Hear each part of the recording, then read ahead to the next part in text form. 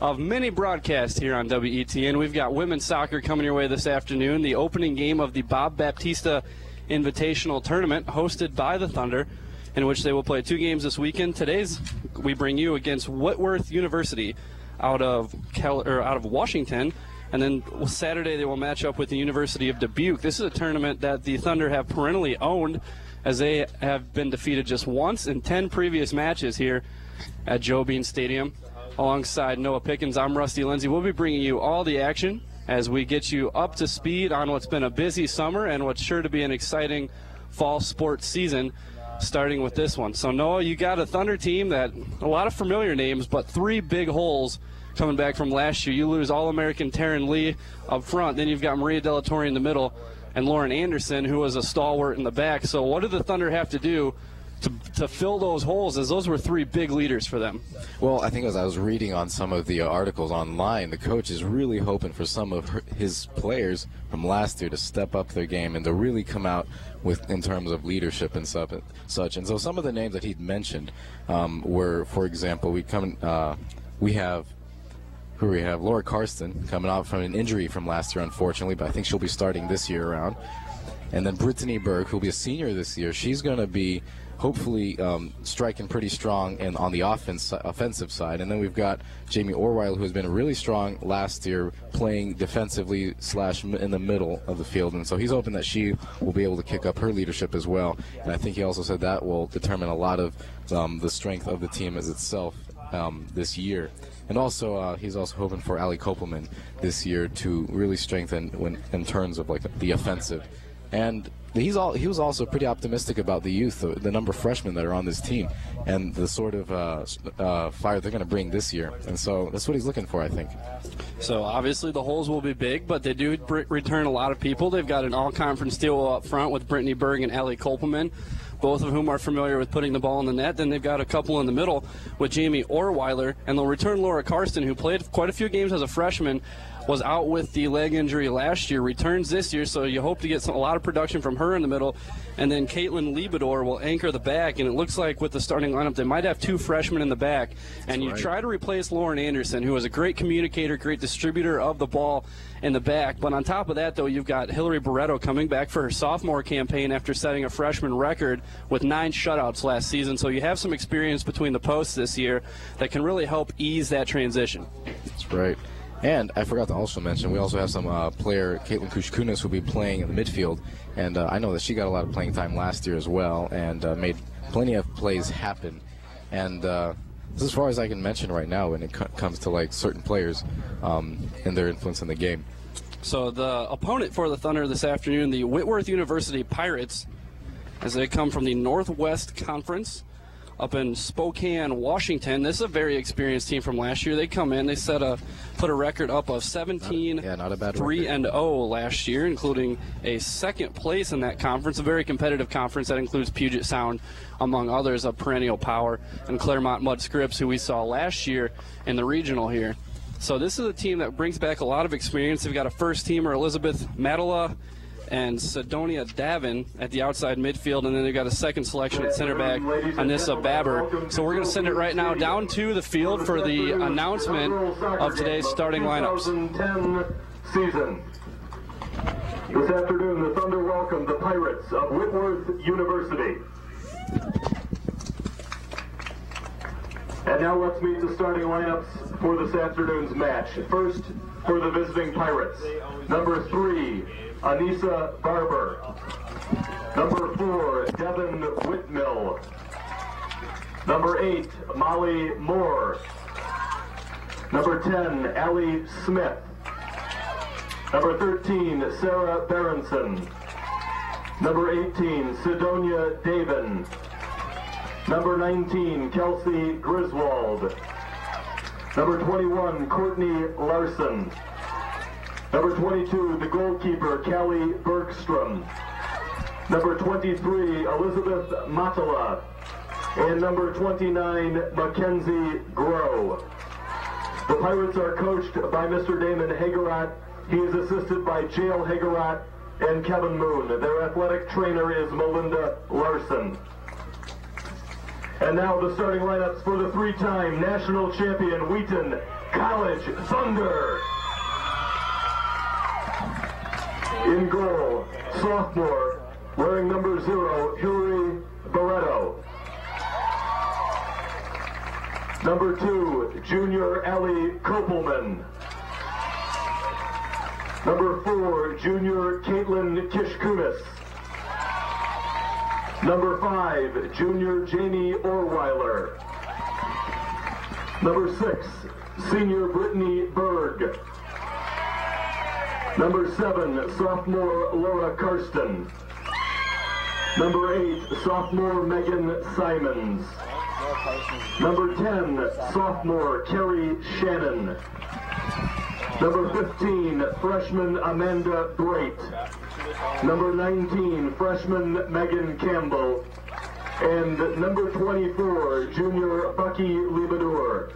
The Thunder are coached by Mr. Pete Felsky. He is assisted by Cesar Gomez, Taryn Lee, and Paige Dragus. The athletic trainer in his 4th season is Mr. Chris Rice. The officials for this afternoon's game are Mr. Pavel Vidra, John Anderson, and Ramiro Talavera. And now please rise, and gentlemen, remove your hats as we honor America and our servicemen and women at home and abroad by playing our national anthem.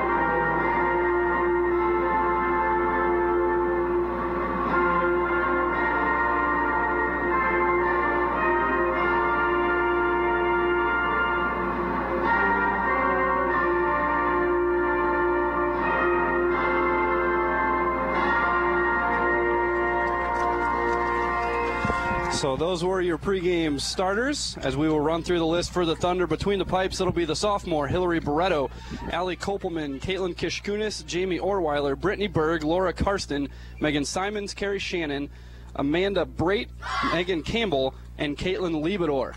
For the Whitworth University Pirates, who will be dressed in all black with the white trim, the white numbers on the back, it'll be Anissa Barber, Devin Whitmill, Molly Moore, Allie Smith, Sarah Berenson, Sidonia Davin, Kelsey Griswold, Courtney Larson, Callie Bergstrom, Elizabeth Matela, and Mackenzie Groh. So the Thunder with the white uniforms, blue numbers on the back, the blue shorts, the white high socks, and they are set for another run at a possible Final Four and their 4th program national championship, as that a run that looked pretty good last year but ended short in the round of 16 as they lost in the shootout to the Washington University Bears in the Augustana foursome. So it will be across the front, Kopelman, looks like Kopelman, Karsten, and Megan Simons. For the middle, it'll be Berg, Orweiler, and Carrie Shannon. 4 across the back for the Thunder, the freshman Megan Campbell, and the other freshman, number 15, Amanda Brait.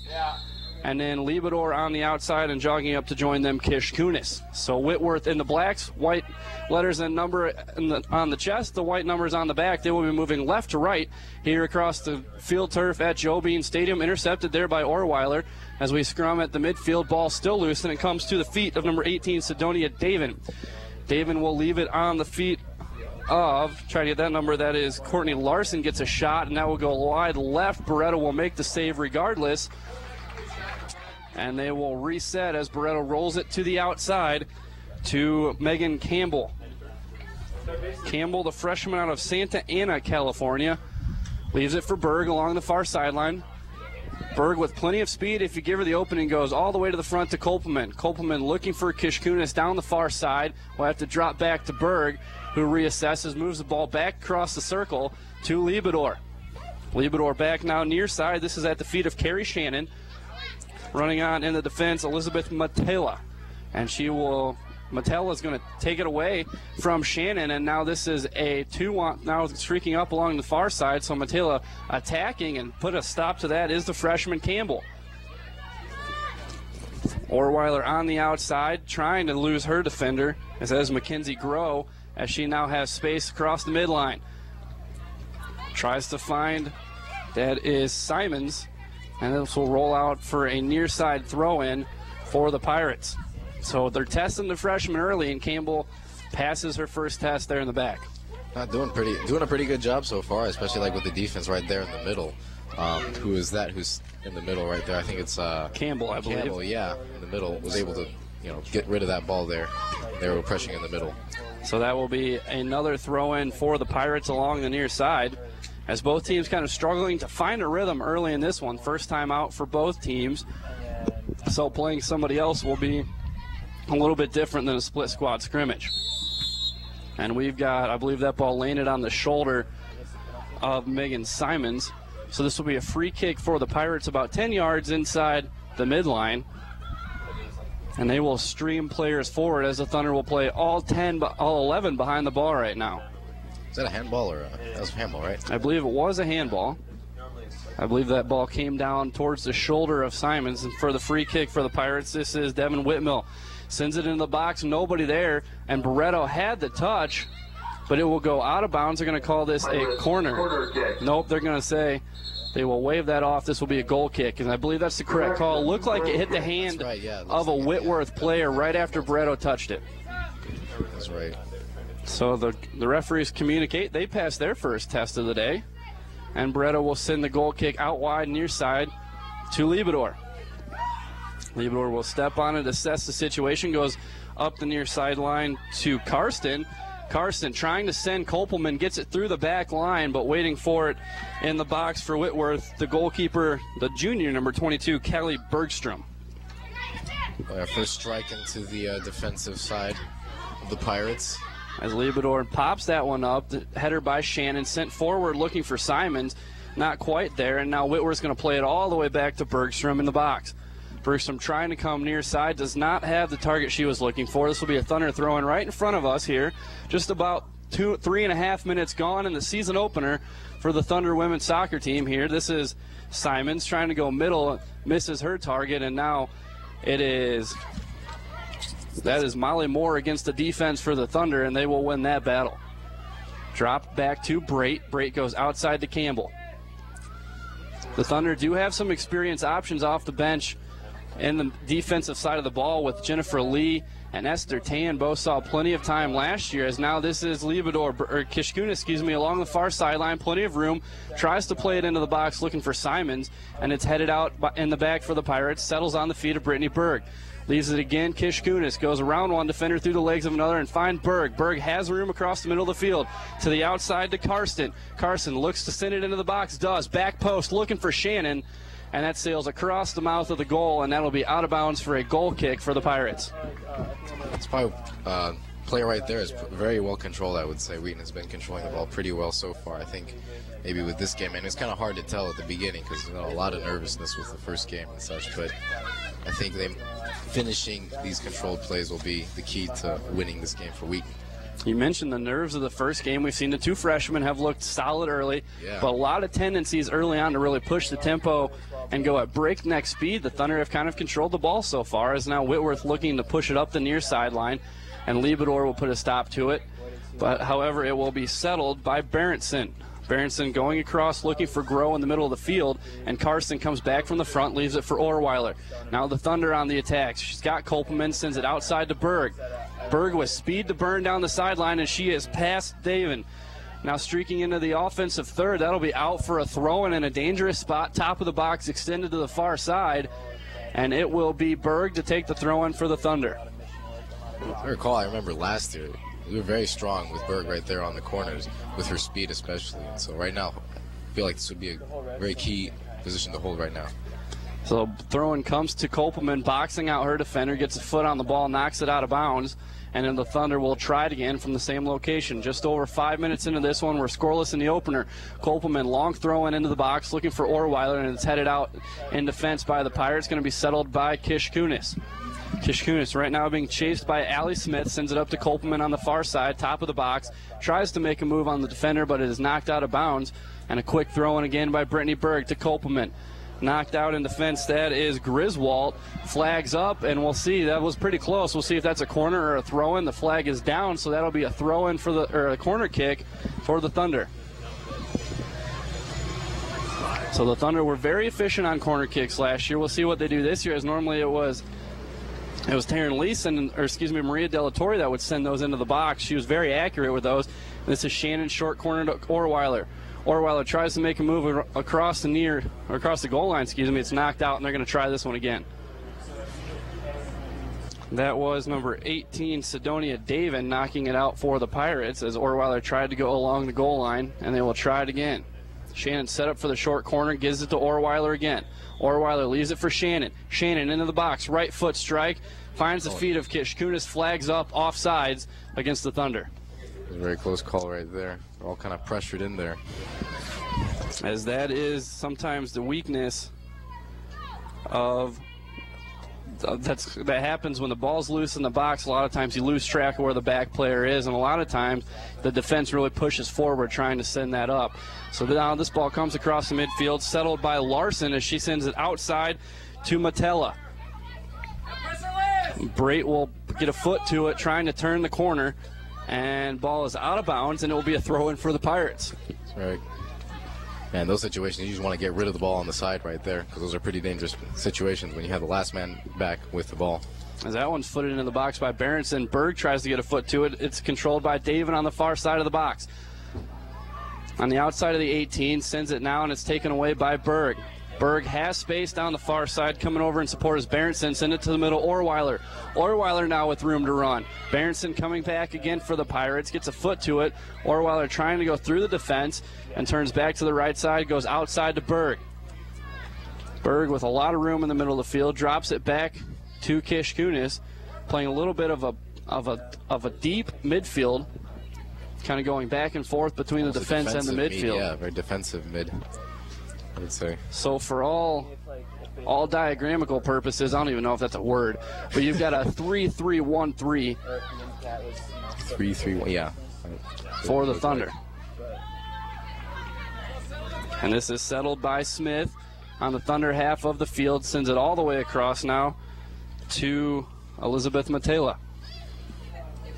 Matela moves past Shannon, down inside the box, along the goal line, sends it into the middle, and nobody there, knocked out by Liebador. Back into the box and headed out, this time by Kish Kunis. Trying to get back there is Simons, but it will be pushed to the back now for Devin Whitmell, who has pushed up into the offensive half of the field. Back to Mackenzie Groh, into the box and cleared out by Straight. Chested down, controlled by Berenson, outside to Groh, who looks to be double-teamed by Shannon, splits the double team, trying to find Larson, and that will go far to the outside to Allie Smith. So the Pirates with the majority of possession here lately, as the Thunder just trying to catch the wind a little bit, as that ball chested down into the back by Kopelman and controlled by Straight. Loses control of the ball in a dangerous spot. Left-footed strike by Molly Moore, and Beretta will have no problems with that one. And there's the first real mistake we've seen from the freshman in the middle. Right, very dangerous spot indeed. I mean, when you are the sweeper and you are the last person back on this field, the last thing you want to do is maneuver around, especially when you have somebody on your back, breathing down your neck, looking for the ball there. So that right there is something Brait will have to work on. Berg leaves it for Liebador here as she comes near the midline, across the midline to Karsten, trying to get control of the ball, and taken away by Sarah Berenson. The Pirates continue to press here early, looking to break the scoreboard first, as we are just over 10 minutes into this one. As Campbell gets a step to that ball, and a foul will be called against the Pirates. That one is going to go against Molly Moore. As Campbell got the step on the ball, Moore kind of with a tug at the jersey and pulled her down with that one. So this will be the freshman Amanda Brait to take the free kick for the Thunder. Sends a booming kick towards the front line. She's got Karsten headed on. Megan Simons trying to run onto that ball, and it will be controlled by the Pirates and Anissa Barber.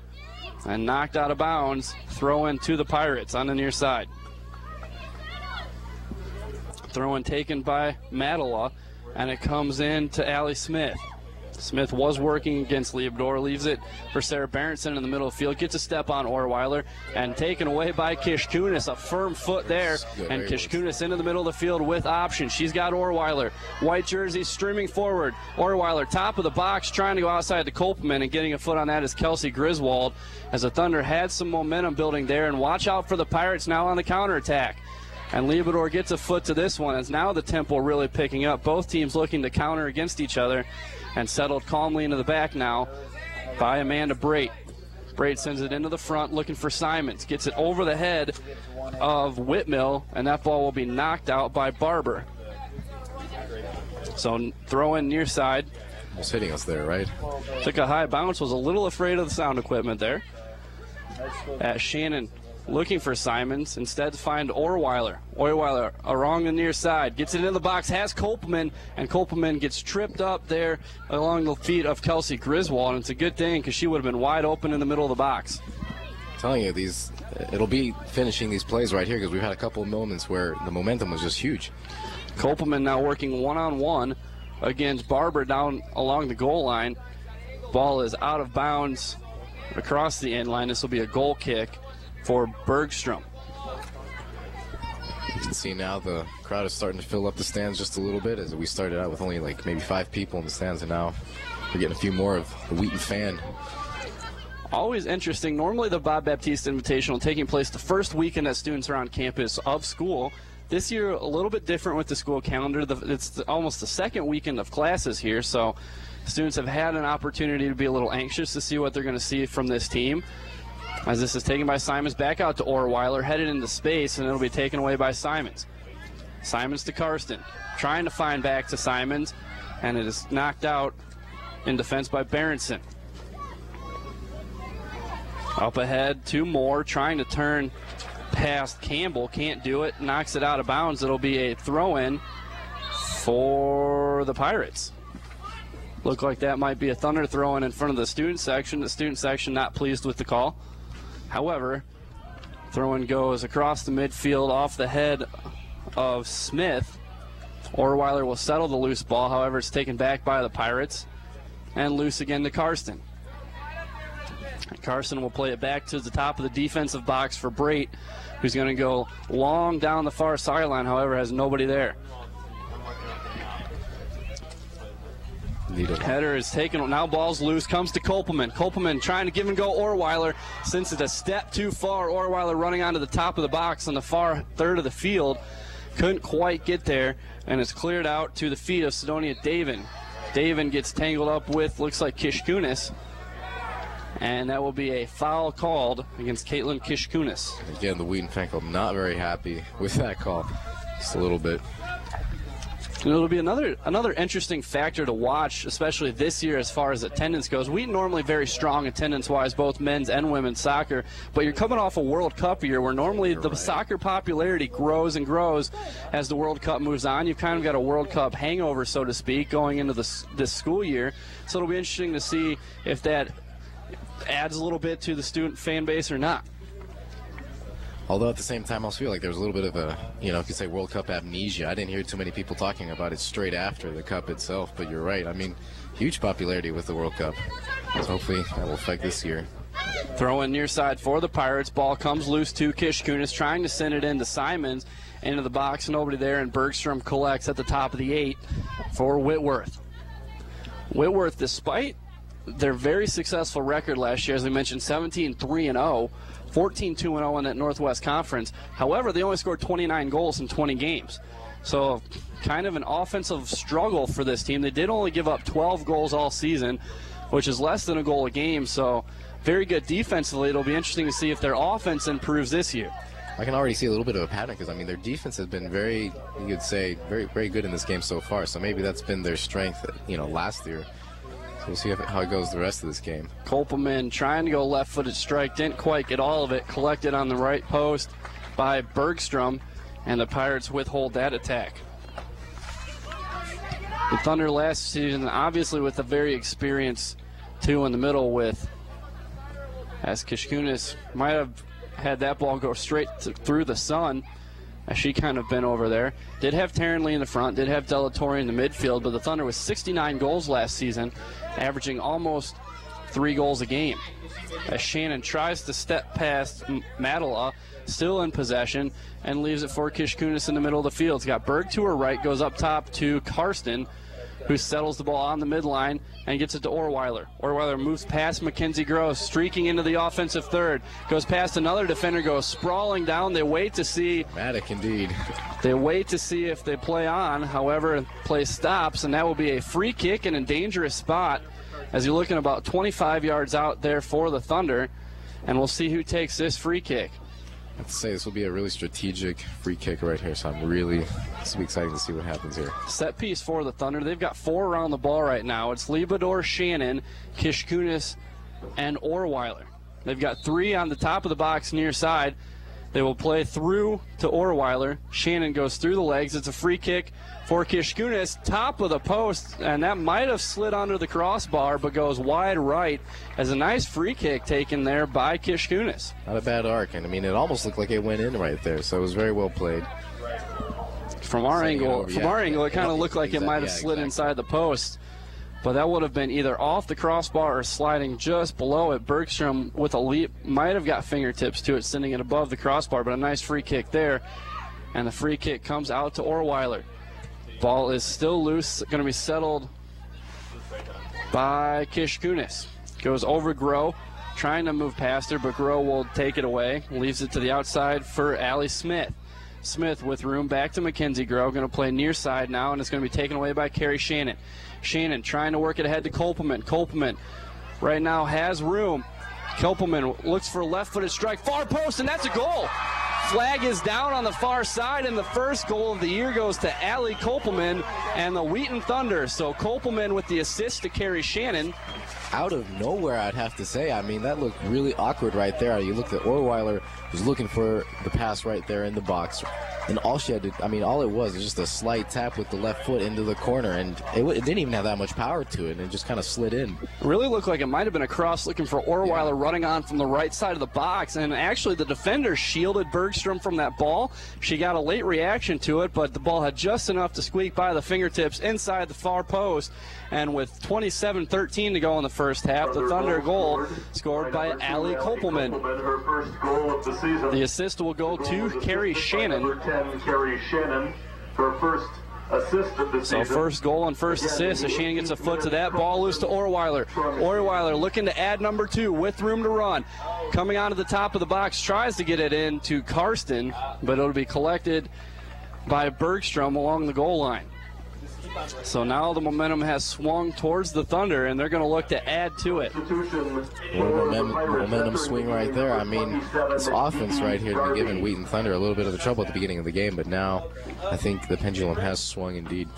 So we'll see if where this new energy takes us. Substitution onto the field there for Whitworth. Coming on, number 27, Dee Dee Garby. Coming off the field, number 21, Courtney Larson. So ball controlled right now at the midfield by Berenson. Sent across to Mackenzie Groh. Drops it back to Kelsey Griswold. Defense pushing up for the Pirates. All of them in the offensive half of the field now, and it's depossessed in the back by Amanda Brate. As you were putting the goal in for, or just sort of... So Brate plays up to Kolpelman. Kolpelman trying to shake free. Has a lot of jersey pulling going on there. Gets it to Kishkunis and now to Berg. Berg looking for options as she's starting to get cornered. Gets it to Laura Karsten. Karsten back to Kolpelman with room in the middle of the field. Now to Orweiler. Number and angles looking for the Thunder advantage. Sends it outside Megan Simons. Simons left-footed strike goes wide left. Does not worry Bergstrom. That'll be out for a goal kick. I wonder if she's actually left-footed with that, because I think that would be very, very helpful for the team right there, because, you know, she had a wide open pass right there.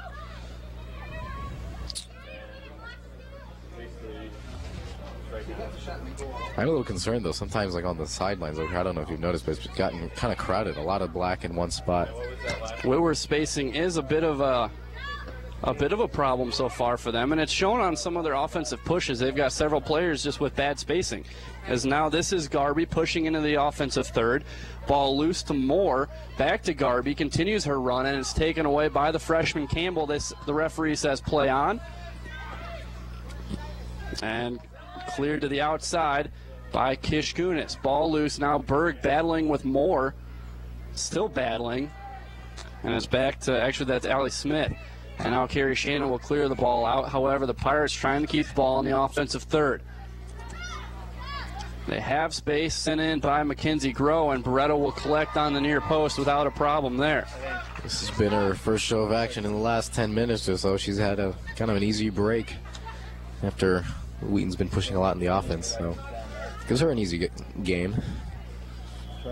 So the ball now brought into the back by the Pirates, controlled by Kelsey Griswold. Left-footed along the far side to Molly Moore, who has Campbell on her back in defense. As Jennifer Lee gets set to check in at the next dead ball. Ball out of bounds. That'll be a goal kick for the Thunder. As Jen Lee comes in for Carrie Shannon. Number 12, Jennifer Lee. So it looks as if we might get a switch in the back. Maybe they'll send Liebedor. Yeah, it looks like it. She's going to be playing in the back right there. So Jennifer Lee will go defense. back left, and that'll send Liebedor to the left midfield. As the ball loose along the far side, has Campbell working there. Still loose, out of bounds, and the throw into the Pirates, top of the box, far side. To be taken and brought in, and that is still loose. Now it's starting to move in on a dangerous spot. Popped up, and it's sent to the back, cleared out by Amanda Brait. Has Laura Karsten on the circle near side, sends it to the outside to Liebedor. Liebedor trying to push the tempo, and that will slide out of bounds in front of the Whitworth bench. Just inside 23 minutes to go here in the first half. Stay tuned at halftime. We'll have a brief break, then we'll bring Noah Helm in, have a little bit of a preview for tomorrow night's men's game as the Wheaton men open action tomorrow night here at Joe Bean Stadium on the men's side of the Bob Baptista, and then both teams in action on Saturday. If you're just tuning in, our score for right now is 1-0. As of about 4 minutes ago, Allie Copeland scoring our first goal of the season, 1-0. So taken away by Kishkunis, looking for options, sends it long, trying to get it over. She has Megan Simons. Simons has the step on the defender. However, the defender, that is Devin Whitmill, making up ground fast and knocks it out of bounds to slow the tempo. So Simons with the throw into the feet of Laura Karsten, working on the near side of the box and is depossessed, taken away by Elizabeth Matilla, excuse me. I'm having trouble with that Actually, one. I think they said Matilla at the very beginning of the game. I mean, we had said Matilla before, but I think they said Matilla. We'll go with Matilla and hope that sticks. So right now this is Amanda Brait in the back, carrying the ball towards the midline. Plenty of space. And looking for Laura Karsten. The Thunder really content to use the long ball to advance so far. However, this is Laura Karsten. Plenty of black jerseys back in the defense. And is sent back to Kishkunis. Looking to send Brittany Berg on the far side. She has the speed, but that might have been a step. Nope, she saves it at the end line. Flag goes up as Brittany Berg with great closing speed. And actually, you saw the defense give up on that one. Yeah. And Berg really surprised her. I think that's what was very helpful to the Wheaton Thunder right there, is her speed right there with those. She can beat a lot of defense. I've seen it. Allie Smith comes off the field. Now Corey Druffel on, and she will play at the top of the formation for the Whitworth Pirates. Druffel, the junior, looks like she has some experience at the midfield as well. So you might see her drop back if they need someone in the defense. It's a warm, humid afternoon now after we had rain throughout the morning. The humidity stuck around, the rain did not. So you're probably going to see a lot of substitutions as players are going to get tired fast. They're already looking tired to me. They've gone up and down quite a bit so far. As this ball loose in front of the student section there on the far side. Substitution for the Thunder. Onto the field, number 14, Val Lilly. Off the field will be Megan Simons. On for the Pirates, number 2, Jamie Haig. Off the field, Devin Whitmill. And for the Pirates, number 2, Jamie Haig. So Kopelman to take the throw in. Top of the box, far side in the offensive third for the Thunder. Just over 20 minutes to go. The Thunder looking for their second goal of the game. They lead 1-0. Headed out back to Kopelman. Still trying to settle the ball. Turns around her right shoulder. and is right now currently being bothered by Sidonia Davin. So in situations like those, that's where she could really use a back help, you know, where a defense coming up and giving her support from the back so as to, you know, give her some more space. Delayed foul call there against the Pirates. That's going to go against Davin. Had a hold on Kishkunis, grabbed the arm as she blew by. They gave her the advantage for the time being and then called the delayed foul there. So Amanda Brate to take the free kick for the Thunder. Sends it into the box. A nice free kick here. Headed on by Karsten. Has nobody there. Kopelman trying to run on. And she will get to the ball outside the box on the near side. Works through the grab and taken out. Ball out of bounds off the feet of Matala. So Thunder throw-in here on the near side. 19:15 to go in the first half. Throw-in taken by Kishkunis to the feet of Lilly. Tries to kick it into the box. Has no one there to receive it. And cleared out by Berenson. Sent back in by Kishkunis. Settled top of the box, Karsten, and taken away again by Mackenzie Grove. But Brittany Berg showing that speed down the far side and gets the ball back for the Thunder. This is Megan Campbell. Head to Lilly, flick on Liebedor. Not a bad idea right there, but just couldn't complete it there. Very good idea, though. And that will be out of bounds, a Pirate throw-in. 18:40 to go here in the first half. A score of 1-0 with the Thunder in the lead. And at the moment, we have pretty much every single player on the Whitworth side of the field, with Wheaton pressuring intensely on the offensive. Lilly works past Haig on the near side, left-footed cross, and that will slide across the end line.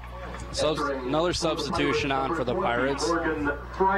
It'll be Morgan Fryman onto the field. She will take Allie Smith off the field, so Fryman will be an attacking midfielder along the far side. Do want to take this break to congratulate Wheaton pitcher Steve Dennison. Dennison drafted last in this summer's Major League Baseball draft by the Florida Marlins. Will be back for his senior year as Lee Driggers takes over the team for his third season. As that ball cleared out by Anissa Barber. So ball still loose. Liebedor trying to chase on, and it is into the back for Haig. Cleared back towards Haig, knees it on. As the Pirates setting up a little bit of a triangular action in the back. And finally taking it past is Matala. Matala pushing across the midline into the attacking third. She's got Liebedor on her back, but she's pulling away. Right-footed strike, and Barreto aggressively comes off her line. Ball loose in the box, cleared out by Jen Lee. Mackenzie Groh, left-footed hit, still in the box. Ball is loose, and Liebedor trying to swing the right foot. Going to be taken away by the Pirates. Whistle blows. And I believe we have an offsides call as the flag up by the near linesman.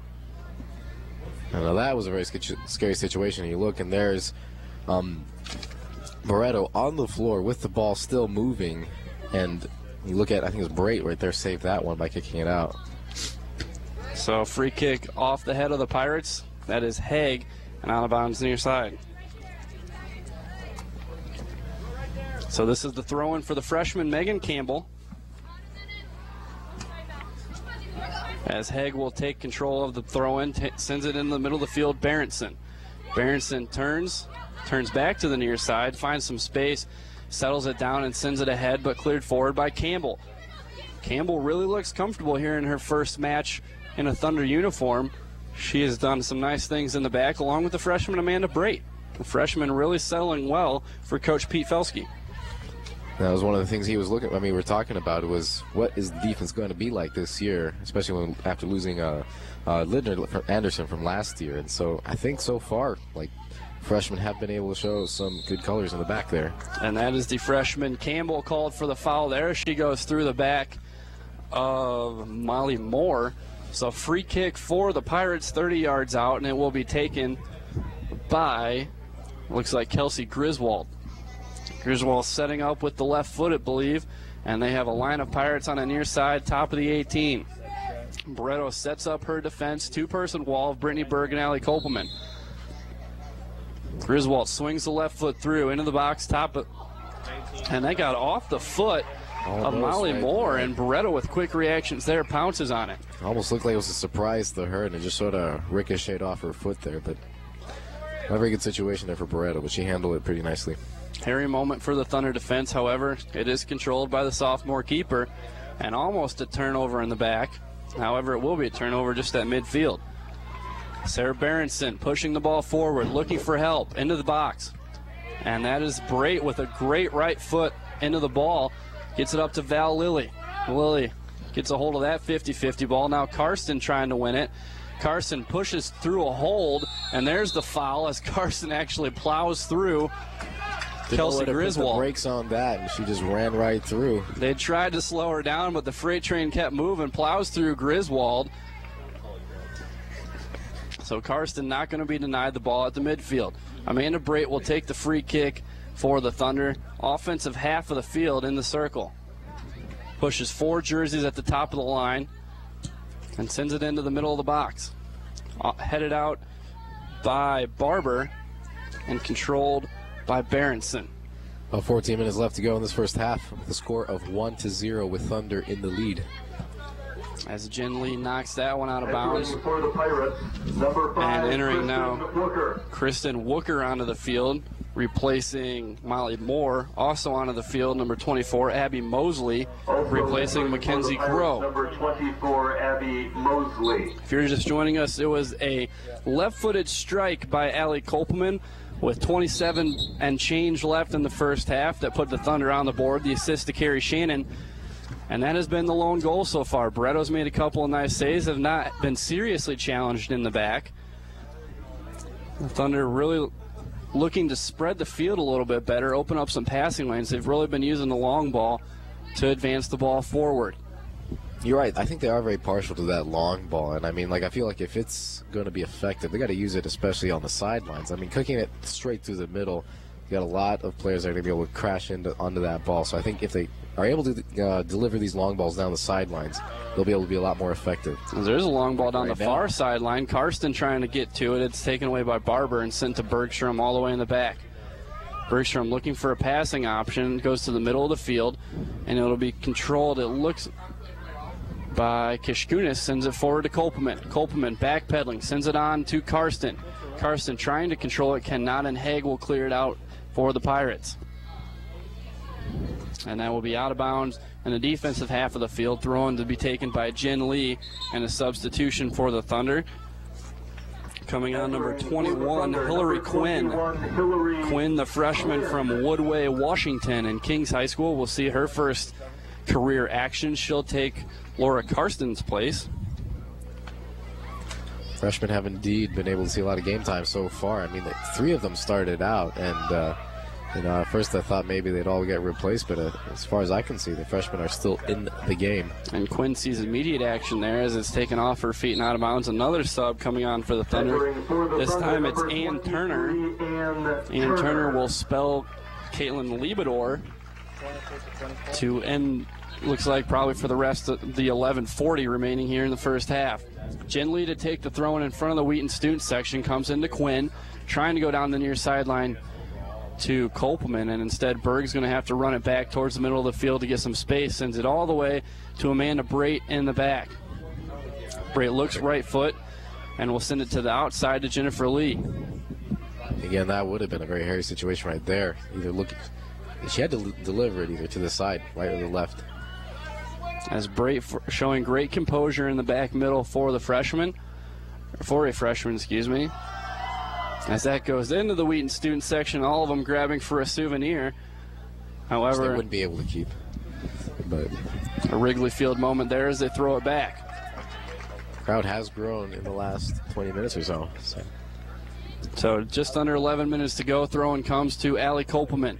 Trying to drop it to Quinn, can't find her, and now this is coming up to the Pirates as that was trying through the legs of Kristen Wooker, taken away by Jen Lee. Jen Lee thrilling the crowd there along the far sideline. And this comes to the middle of the field of the Pirates, off the feet of Berenson into Turner. Turner gets it to the freshman Quinn. Quinn has room to the middle of the field, right-footed hit, and short hop but collected by Bergstrom. To say, that's like, I think maybe the second shot on goal so far this game. I mean, there haven't been too many. I mean, it's just kind of nervous kicks here and there, but that's probably like maybe the second shot on goal I've seen so far. The statistics have 6 shots, only 1 on goal for the Thunder so far. Maybe that will be the second one on goal. So that will give them 7 shots and 2 on goal. We'll update that ourselves as Lily gets some room. Leaves it to Quinn. Quinn has options moving forward. Goes over Orweiler to Kopelman, far side, top of the box. Settles the ball and is cleared out, and Berg will have to move backwards and collect for the Thunder. Under 10 to go, 9:40 here in the first half. Trying to find Kishkunis, and it's instead taken away by Allie Smith. Sent ahead to Corey Druffel, pushes outside. This is Morgan Fryman. Fryman into the box, and Barreto comes off the line. Ball is loose. However, she took it away, and we've got a foul. Oh, man. And this might be in the box. I think this might even be a penalty.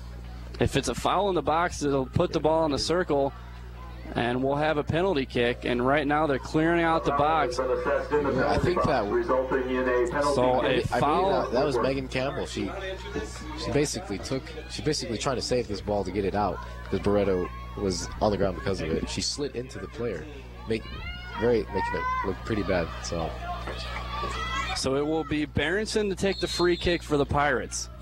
Barreto in between the posts, kicked, and that'll be a goal for the Pirates as Barreto couldn't get to it. And with 9:21 to go in the first half, we are tied at 1. I have to say that, those penalties are really, it's just up in the air. You almost have it guaranteed completely, and all she had to do was kind of drive it on the ground in the left side of the box. Entering now for the Pirates, it'll be Chelsea Schooler into the game, replacing Elizabeth Madela. So Madela will get a break for the final 9:21. The Thunder now will look to go back up, heading into the locker room. Try to avoid going down 2-1 as the Pirates continue to push forward regardless of not having numbers. Campbell trying to hunt down the ball on the near side, and it is cleared out in the back by Brait. Trying to get it past Garby, can't do it. And now sent outside again to Schooler. Schooler can't quite get there in time. Thunder throw in the far corner, near side. It's definitely give them some more energy, so he would speak some more confidence in their game on the Whitworth side in terms of the offensive. Brait gets it to Campbell, now to Kishkunis. Kishkunis steps on that one, sends it outside to Jen Lee, who will have space to move it forward in the middle of the pitch. Up ahead to Kopelman. Kopelman has Berg now on her outside. Instead, it will go to Quinn. Quinn tries to go to Berg on the outside, leaves it behind her, and it's taken away by Anissa Barber. Barber will look for number 6, Corey Druffel. Can't get there, and instead Barreto collects in the box. 8:20 to go here in the first half of action. 1-1 in the opening game of the Bob Baptista Invitational. Free kick comes to the head of Kishkunis. However, it is controlled by the Pirates, sent now to Garby. Garby back into the box, and Barreto will let that roll across the end line for a goal kick. Another substitution for the Thunder. Shelby Anthony will come on, and she will spell Jennifer Lee.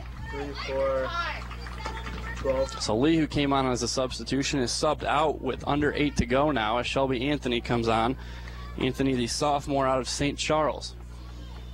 If you're just joining us now on 88 FM, our score for the day is 1-1 with 7 minutes left in this game. That last goal that Whitworth scored was a penalty kick. So collected by the Pirates, looking to advance the ball. It's Berenson, who did score the penalty kick. Berenson, left foot, tries to find, that is Druffel in the box. Sent out by Orweiler. Looked like they got away with a handball. No call there, and Berenson steps on it, goes back to her left, and finds a teammate looking for Druffel, as that was in the middle. There was Mosley trying to find Druffel, couldn't get there. And fortunately, the Thunder catch a break there. Druffel had a run on goal if that pass connected. Throw-in comes to the feet of Garby. Moving on, Lilly tries to send it in, and that will be a goal kick for the Thunder. Again, here's where I wish the defense maybe could have been marking a little bit more closely, because there are a couple of those passes that were almost nearly open, I would have to say, and all they had to do was finish the shot, and they could have maybe scored another goal. So hopefully the defense will be able to mark a little more closely. So free kick comes loose to Orweiler. Sent ahead looking for Lilly. The Pirates get the step to her. They seem to be a step quicker than the Thunder so far on those loose balls, as Mosley sends it ahead, but cleared out by Brait. And out of bounds, that will be a Pirate throw-in far side.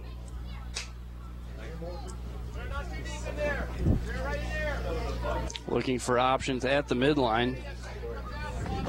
And I believe they'll get the throw-in again, just about another 20 yards down. This time it's Mosley to take the throw-in. Cleared out by Anthony, and it'll be Lilly battling Berenson. Berenson wins that 50-50 ball. Coming loose to Garby. Garby right-footed strike is way high and wide right. How many shots on goal have they had so far, Whitworth? Whitworth with 6 shots, 4 of them on goal. The Thunder with 7, 2 officially on goal. Those stats courtesy of our official statisticians, John Pohl and Matt Fennelson. Once again, if you'd like to follow along with the statistics, go to our athletics page, athletics.wheaton.edu. Click on the live stats link, and you'll be able to follow along statistically while you enjoy the audio feed from WETN. Sub on for the Thunder, it'll be number 17, Kristen Clark, Substitution replacing Caitlin Kishkunis. Number 17, Kristen Clark. Kishkunis had an active first half, pushing forward a lot of the time from the defensive midfield. And Bretto sends this to the outside, far side, the Shelby Anthony. Just under 5 minutes to play here in the first half. We are knotted at 1. Anthony leaves it for Kopelman. Has it taken away and sent into the Pirate offensive half of the field. It'll be out of bounds for a throw-in taken by Anthony. Say Thunder's lost a lot of energy so far in the last 10 minutes. The penalty was a killer to the energy. You're right. As they were surging following the goal by Kopelman, and the penalty seemed to be a little bit of a killer. And now they have the trap where they have to hold for the last 4:20 of the first half here to avoid going into halftime with a deficit. The freshman Brake clears it out with the right foot, headed by Berenson. Headed to the outside, and I believe that will be to the Pirates at will off the head of Quinn. Throw-in to be taken by Jamie Haig, and it comes in to Corey Druffel. Clark gets the foot to that one. Lilly goes down the near sideline looking for Quinn, and Anissa Barber will get there first, sends it all the way to the back to Bergstrom. Bergstrom trying to send it back outside the Barber and can't do it. Throw into Orweiler, coming towards the near sideline, chested down, controls with the right foot, gets it to Ann Turner. Ann Turner with space, moving towards the middle of the field. Right-footed strike over the box, wide of the far post, out for a goal kick. A long shot to who knows who, and it looks like I see Noah making his way over the field for our halftime show. Just a reminder, stay with us at halftime. That's right, do not go away. As we will have a riveting interview with Noah Helm. He will, as we preview the men's season starting tomorrow. As we'll take a short break, come back with Noah, and look ahead to tomorrow night's Wheaton men's action. Orweiler settles at the midfield, sent outside to Turner. Turner steps on it with the left foot, tries to get it across the feet of Lilly, and it slides into the defense, cleared out by Barber. Controlled at the midline now by Druffel, looking for options, turning past Campbell, moving backwards, but gets it across the midfield line to Abby Mosley. Mosley now with Orweiler coming back in defense. Top of the box to Wooker, not there. Brate tries to clear it off of Orweiler, and now Orweiler will control the ball, trying to clear it out. 2:30 to go here in the first half, outside to Berg. Berg saves it on the far line. However, it is into the back to Kelsey Griswold, sends it all the way back to Bergstrom, and the Pirates to reset from the back. Bergstrom back outside, taken away by Kopelman. The Thunder might have something. They're 3-on-3 in the back, but Kopelman can't get through the defender, and that's a goal kick. Great opportunity there for the Thunder. Could they get control of the ball? They had a 3-on-3 situation with Quinn, Lilly, and Kopelman across the front, and I think you like your chances there. To say, I mean, they've been using that sideline, especially like the first half of this game. They've been using that one sideline, that corner right there, especially with Berg's speed, and they've been able to use it pretty well, I'd have to say. So maybe they'll bring it back this time around. Lilly working against Barber to try to get one, and then Bergstrom coming off the back line. And Lilly stayed clear of that one. Bergstrom did uproot Barber at the top of the box. Actually, that might have been Jamie Haig. No, this is Haig on the far side. That was Barber who went flying over Bergstrom. So that ball headed out by Campbell.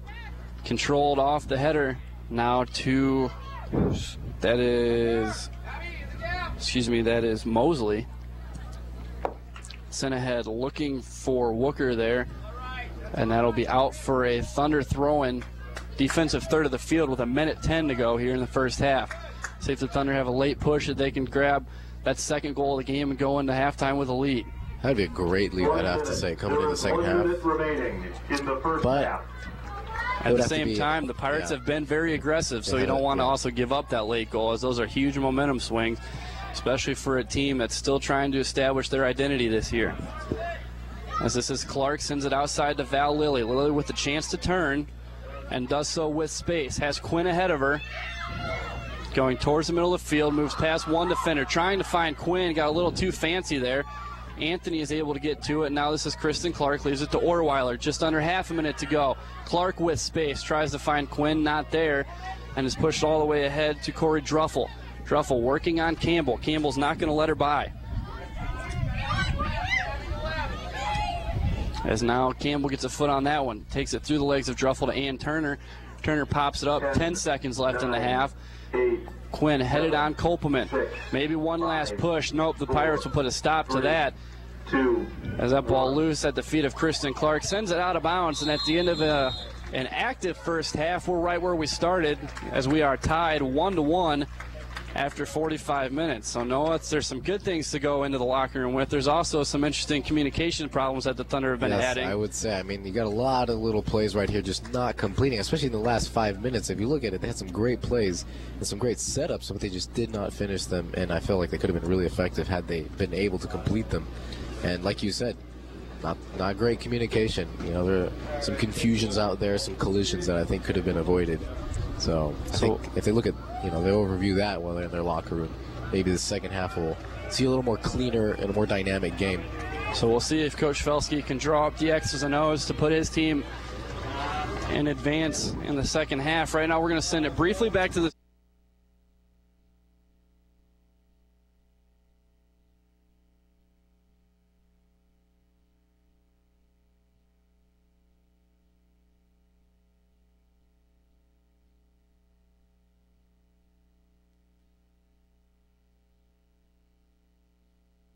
We really need a win with this one. It'd be a good advantage, a good start for the Wheaton Thunder Whitman's team. So real quick, we take this opportunity to look ahead to some upcoming action here on WETN. Obviously, tomorrow night we mentioned the men's game. The men hosting Rose-Hulman, the Rose-Hulman Institute of Technology. They will host the Engineers at 7 o'clock here at Joe Bean Stadium. That's their mascot. They're the Engineers. They are the Engineers. Okay. So, all right. And then we're back on the air Saturday with a double dip of men's and women's action, as the women are on the field versus the University of Dubuque at 4:30, and the men to follow at 7 as the men host Ohio Wesleyan University. Obviously, there's some other home events that we will not be covering here on campus. The volleyball team will have a doubleheader tomorrow night at 6 and 8 against St. Mary's College in Indiana, and Lake Forest at 8 o'clock. So join us here on WETN. Our broadcast schedule is available at WETN.org.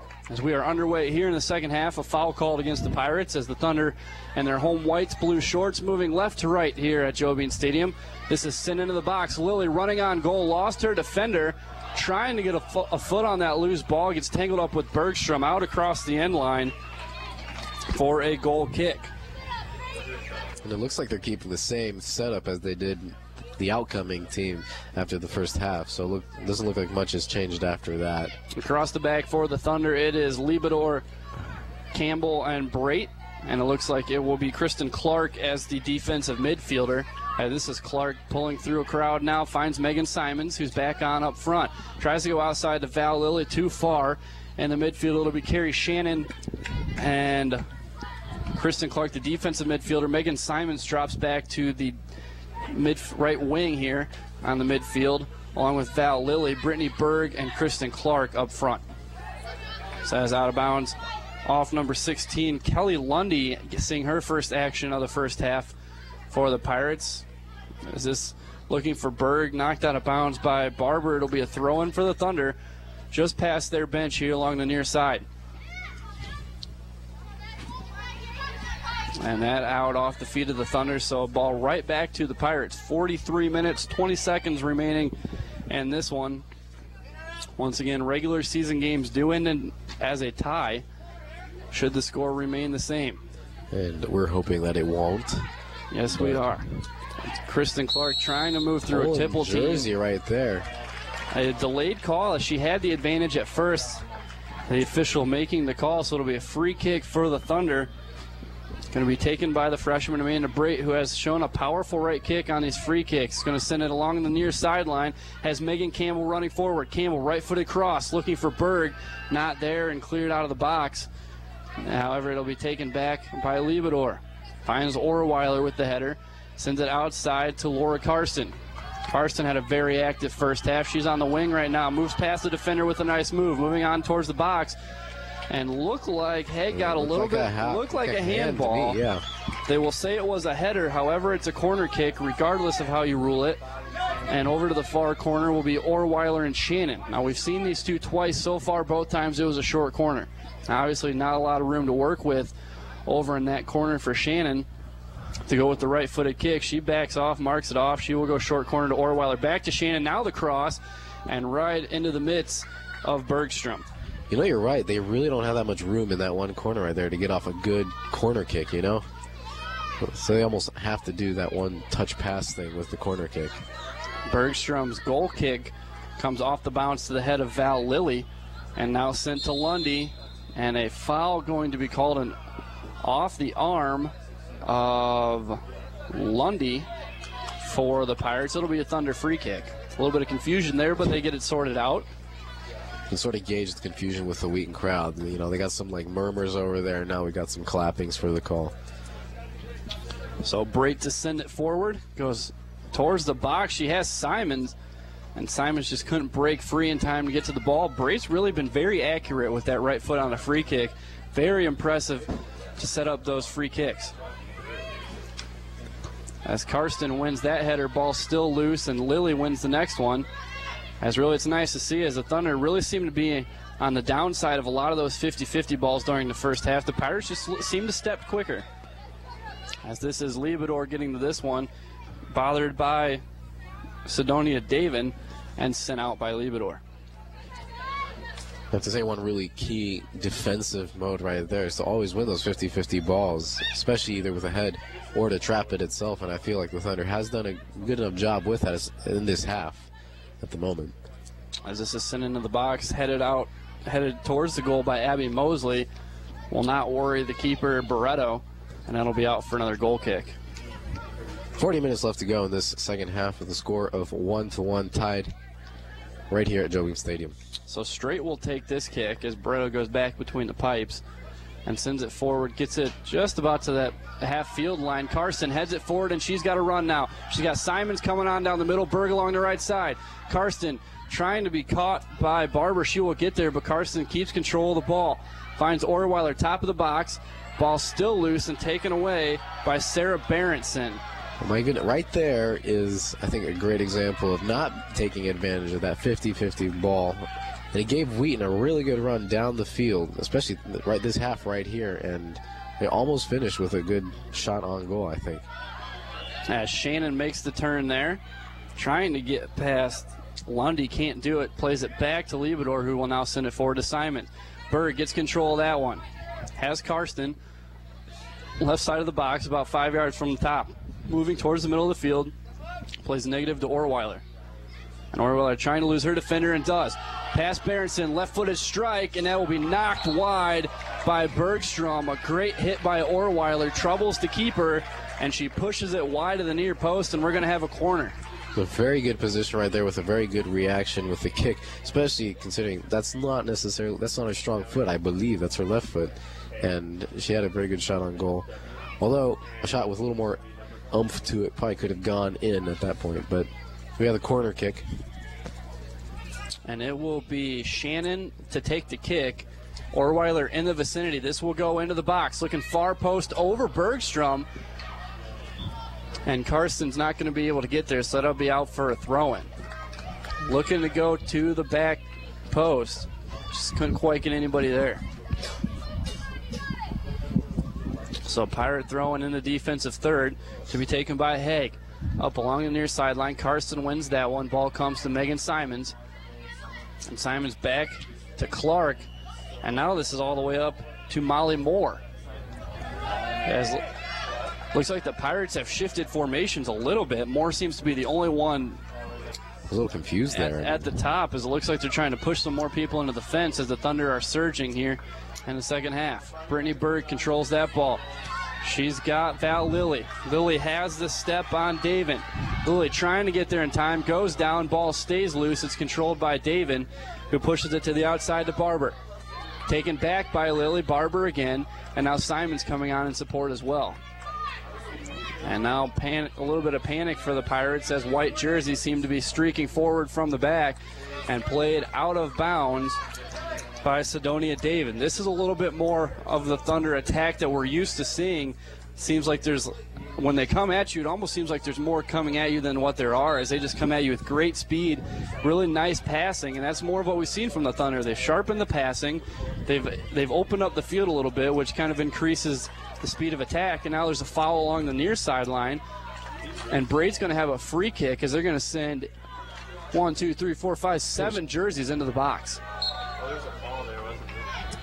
Braid's right foot back post had, as we look to see who that was Lilly, and couldn't get it below the bar. And actually, I think Karsten might have had the better attack on that one. Karsten was coming over her back for that ball and had a jump time just about right, but Lilly got the head to it first. And I think panic, like you said, describes the Whitworth defense right now at the moment. I mean, like you said, very good Thunder offense at the moment. This is Berg. Berg's got the speed. She's one-on-one, so to speak, with the keeper. Goes far post. Simon shot blocked. Simon shot off the post. Orweiler, ball loose, and it's cleared out in defense by the Pirates. Pandemonium in the box for the Whitworth Pirates, and they dodge a couple of bullets there. The Thunder striking. As the speed of Brittany Berg, now Orweiler's loose top of the box, and is cleared out by the Whitworth Pirates. So that is right there on the sidelines. Is now numbers for the Pirates. And they miscommunicate. She led Sidonia David too far down the near side, and the Pirates had something there. But you're starting to see the tempo pick up a little bit for the Pirates. The wheels are starting to turn. They don't quite look comfortable with the tempo. As now Berg had the turn. Too bad that ball rolled out of bounds. She had the turn on Kelsey Griswold. It looks like it's almost like a reactionist type of player, right? I mean, they just have to. They're having to keep up with the tempo, like you said, and increasing their reactions right here. And we have the Wheaton offense striking down again through the middle. Got space, finds Simons to Orweiler. A right-footed strike goes just above the crossbar. A great play there. Simons controlling the ball down to Orweiler. Couldn't quite keep it below the crossbar. But now the Thunder really sending players forward. And Whitworth starting to show some signs of fatigue here. You're starting to see hands on the knees a little bit, kind of gasping for air. As this is a much faster Thunder attack than we saw in the first half. Yeah, and I've been wondering, like, how much energy these teams are bringing in right now. How much has the summer prepared them for this very first game? And it seems to me as if Wheaton has been up to par so far. No signs of slowing down Sidonia David as she comes streaking into the attacking third. Brake can't get there, and now Whitworth's going to have their first corner opportunity of the game. Substitution coming on for the black and white. It'll be number 27, Dee Garby. 27, Dee Garby. Garby will replace. We're looking at 34 minutes left in the second half with a score of 1-1. Tied here between Whitworth and the Wheaton Thunder. So Garby with the ball. Lundy coming off the field for the Pirates as it's sent back down to David. Played back to Garby. Garby sends it into the box, pulled out by Shannon, and that'll be cleared out, and the Thunder will get a chance to reset the defense, as it'll be a throw-in in front of their own bench for the Whitworth Pirates. Controlled by Lilly, sent ahead, has Simons, has Orweiler. Both of them running forward. Now Orweiler showing some speed, and they're going to have to play it all the way back to Bergstrom in the box. Bergstrom, the keeper. Sends it out looking for Madela. Ball's loose. Now this is Karsten. Karsten has Simons in the middle of the field. Trying to get it to Simons. And this will be a corner kick for the Thunder as coming back Jamie Haig in the defense. Again, that is taking advantage of those loose balls in the defensive side of Whitworth. And capitalizing on that right there, and that we came very close again to another shot on goal, because I feel like this has been I don't know, we've had a number of shots on goal the second half, probably more so than the first half combined. A number of scoring opportunities so far in the first 12 minutes of the first half. And again, corner kick with no space left. And it's taken to Liebedor, however, cleared out by the Pirates. Looking for options. Campbell sends it back in towards the goal and collected in the back by Bergstrom. It's interesting to see the kind of creativity that they've been taking with their corner kicks. You know, we've got the very short pass type of thing, but with that one right there, it was a long pass back down the sideline, using all sorts of options for that corner kick. Berg with room to run now, working against Kelsey Griswold. And Berg with the speed can't quite keep it in play. It'll be a Pirate throw-in. Subs for both teams coming on. It'll be Kopelman coming back for the Thunder and Devin Whitmill coming back for the Pirates. And for the Thunder, number 2, Allie Kopelman. Kopelman will replace Simons. Coming off for the Pirates, it'll be number 19, Kelsey Griswold.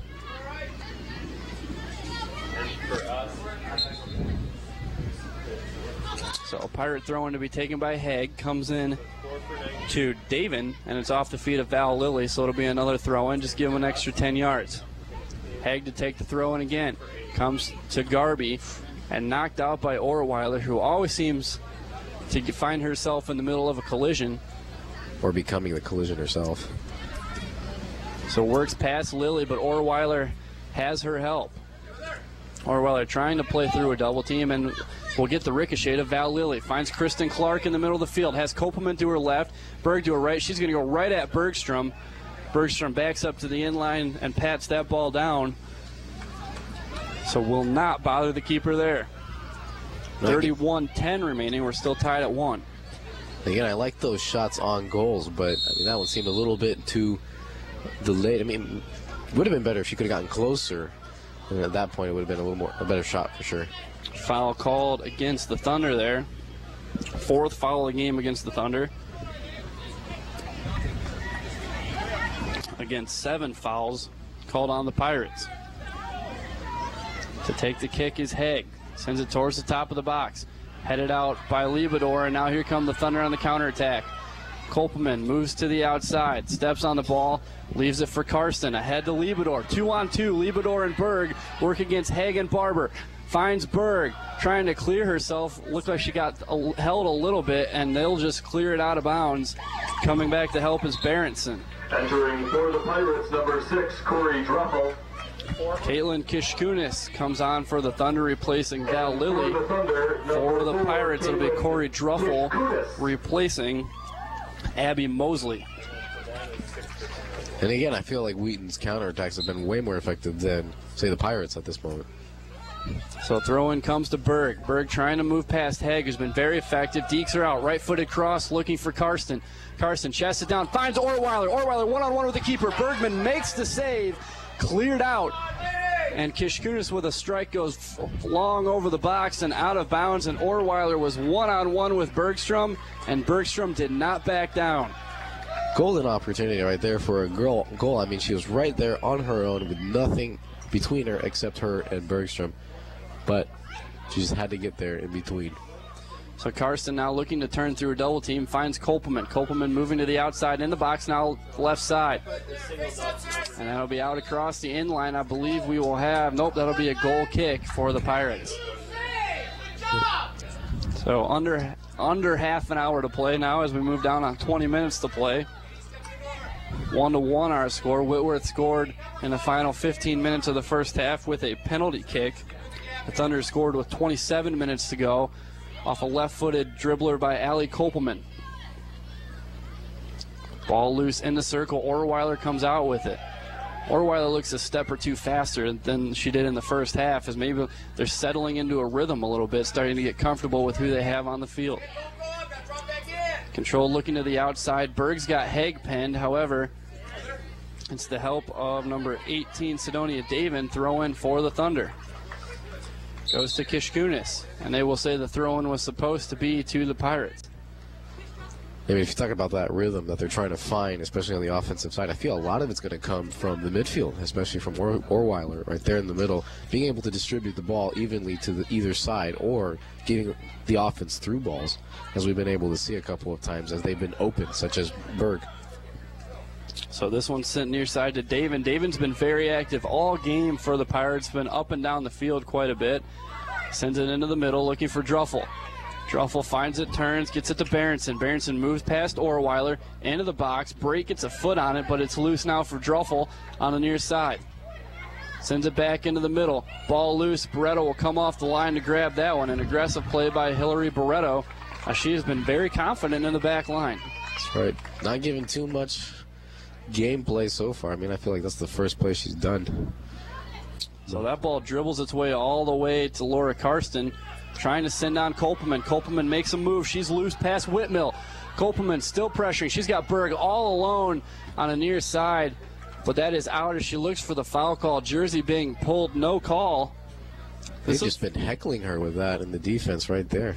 Every time. That was like the third time so far where she's had it one-on-one and she's just lost it, either through like jersey pulling or just a matter of tight defense. It's a very physical Whitworth team, but you have seen a lot of jersey pulling go uncalled. Yeah, right, yeah.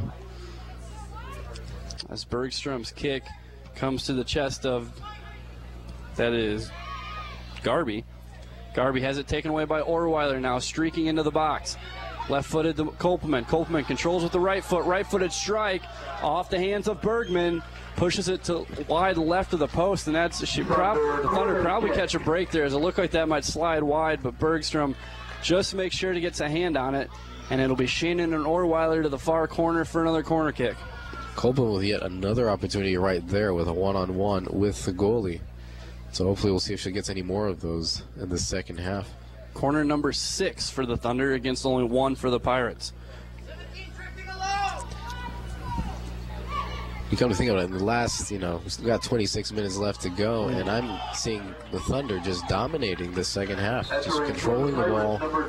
As that corner, they go short corner back to Shannon, who sends it into the box. Kristen Clark was running all alone, but her header went wide right of the post, and it'll be a goal kick. Checking in, Mackenzie Groh. Checking out, Sarah Burnson. Sarah Burnson's thrown out a lot of effort on the field today, but it's been very effective for the Pirates. Done a nice job advancing the ball, but also playing solid defense. So Bergstrom's kick once again finds Clark, and Orweiler gets a foot to it. Kolpeman looking to settle. More jersey pulling. And it comes loose to Madeline. Nope, that is Mackenzie Groh. Sends Davin down the far side. Collision at the top of the box. Left-footed hit there by number 21, Courtney Larson, but collected by Barreto without a problem. And quickly sends the throw out to Carrie Shannon on the far side, who quickly has it taken away by Larson. Shannon, careless ball handling there along the far side. And an easy takeaway for Larson. Fortunately, she dribbled the ball out of bounds. Clark will bring in the throw in, back to Shannon. Shannon and Clark playing a little 1-2 game, but it's taken away by the Pirates. This is Larson down the far side to Madela. Madela looking to turn on Liebedor. Can't quite get there in time. That ball across the end line, and that'll be a goal kick to Barreto. This is what you get when you get way too many crowded situations right here. Very easy to lose the ball, and it's not ideal for control, for handling. 24-24 to play here in the second half. We are tied at 1, as we haven't had a goal so far since about the 5th minute, or excuse me, about 10 minutes or so left in the first half. Nope, 17. Yeah, about 10 minutes or so left in the first half was when that penalty kick went in. This is Orweiler running free at the left side of the box, tripped up in the box, and we're going to points to the circle. We're going to see another penalty. And another penalty kick for the Thunder. Orweiler goes down, tripped by Anissa Barber. Barber trying to plead her case, but Orweiler has earned the penalty kick. Let me talk about a dramatic fall right there. I mean, that's exactly what you're going for, to make it look as natural as possible. Throw in a few more rolls, and you get the penalty, just like she did. And really was full speed, and the foot came in, missed the ball. And through the circle for the Thunder will be Caitlin Kishkunis. Obviously, this is a position that Taryn Lee would have filled for the past few years, but it'll be Kishkunis.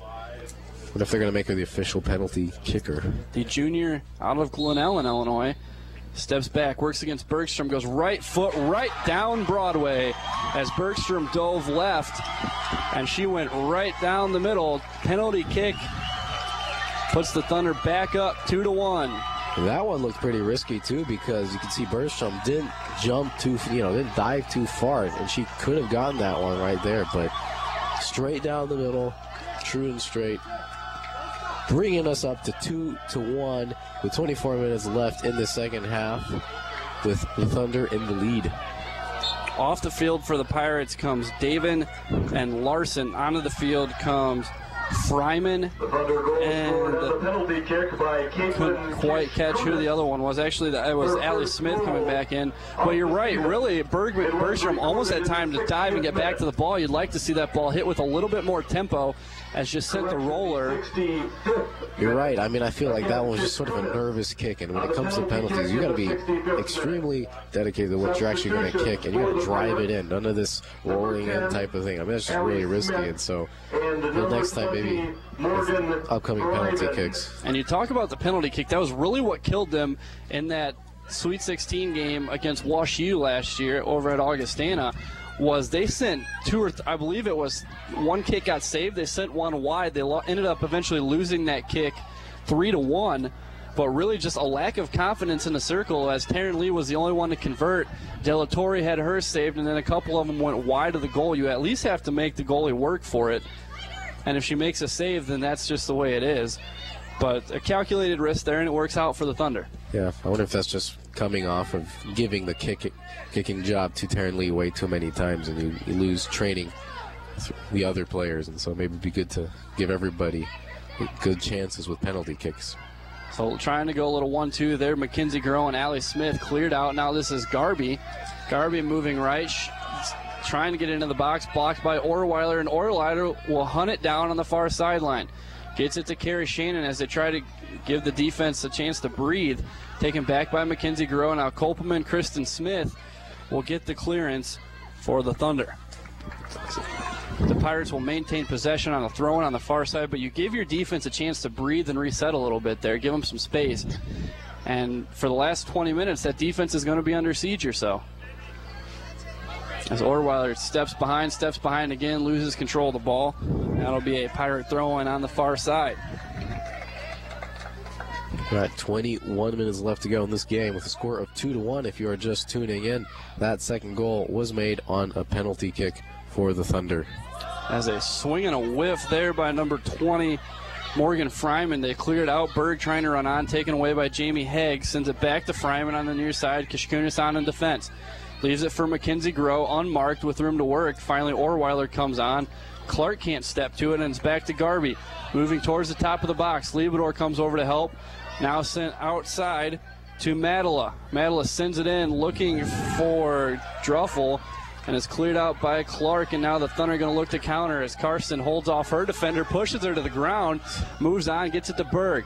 5-on-5 coming on for the Thunder as Berg gets it to Orweiler. Orweiler had missed a one-on-one chance with Bergstrom earlier. Into the box, has a chance, right foot, and it's punched over the bar by Bergstrom. Orweiler, who's had a couple of chances denied, sent one high over the crossbar. Bergstrom made it save, and she got that one right where she needed to. That's probably one of the more successful shots that she's had so far in the second half. And, I mean, talk about great counterattack right there. You're capitalizing on a player's mistake right there and just bringing it down and successfully giving through balls. And then right there, Orweiler with a great shot on goal. Val Lilly into the game, replacing Carrie Shannon. So they will send Kishkunis alone to the corner, and so they will send this corner long. Runs on. There's 5 jerseys at the far post. It's an accurate one. Kopelman had a head on it, sent it wide, and it'll was deflected off the head of Kopelman, so they'll get another chance to try this one from the other side of the field. As that was a well-timed set piece there. Kopelman came running onto the spot of the ball and really got the head to it. Fortunately for Whitworth, the defense was there to send it wide.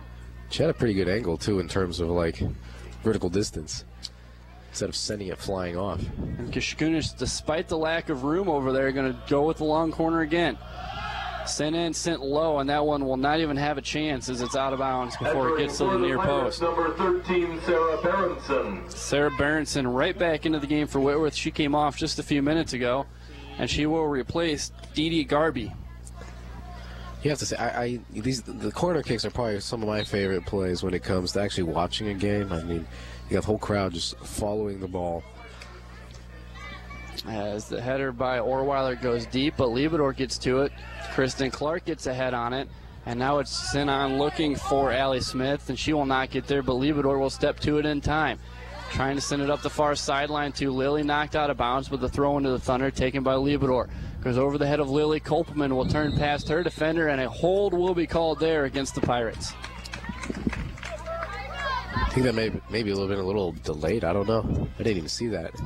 As we've seen the officials be a little bit late on some of the calls trying to play the advantage, but when Kopelman wasn't going to get to that ball, a nice job calling the foul. That's sent into the box, headed deep. Now Carson trying to get there in time, will not, and Bergstrom collects in the short box. 18:35 to go. The Thunder on top by the slimmest of margins, 2-1 here, following the penalty kick by Kish Kunis. Karsten heads on, trying to move past Whitmill. A foul is called. It'll be against Wheaton? Against Karsten. Yeah, that's right. We'll get Karsten for the hook. The 5th foul call against the Thunder today.